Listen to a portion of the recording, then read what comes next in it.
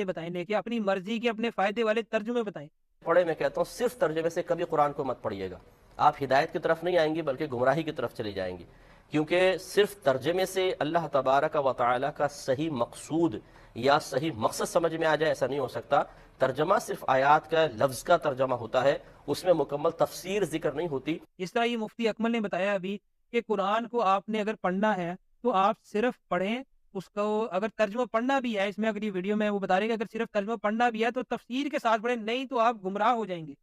قرآن کہہ رہا ہے، قرآن جو ہے وہ سیدھی سیدھی واضح تعلیمات پر مشتمل ہے، وہ سیدھی سیدھی ہدایت ہے تمام انسانوں کے لیے۔ یہ کہہ رہے ہیں کہ نہیں ہے، یہ کہہ رہے ہیں کہ تفسیر پڑھو گے تو آپ کو سمجھ میں آئے گا۔